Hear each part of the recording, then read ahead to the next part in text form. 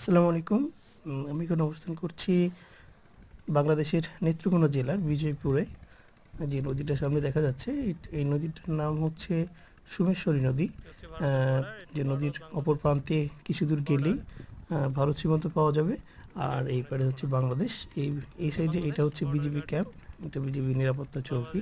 এখান থেকে পর্যবেক্ষণ করা হয় বা পর্যবেক্ষণ টাওয়ার বলা যেতে পারে। এখান থেকে বিজিবি সব কিছু দেখে থাকে। এবং অপর প্রান্তের এই পাহাড়গুলো একটা বা দুইটা পাহাড় পার হলে কিন্তু এই ভারতের সীমান্ত পাওয়া যাবে। সামনে ভারতের সীমান্তটা আর একটু সামনে চলে এসেছে। তো আমরা এখন নৌকাযোগে যাওয়ার চেষ্টা করব। এখানে দেখার চেষ্টা করব যে ভারতের এবং বাংলাদেশের দুই প্রান্তের যে সৌন্দর্য, এটা আমরা দেখার চেষ্টা করব। তো আপনারা যারা এখানে আসতে চান, এখানে নদীর পানি কিন্তু একেবারে স্বচ্ছ, উপর থেকে সব কিছু দেখা যায়। এটা মূলত মেঘালয়ের একটি নদী। এই নদীতে একসাথেই কাঁচবালি, পাথর, কয়লা সব একসাথে পাওয়া যায়।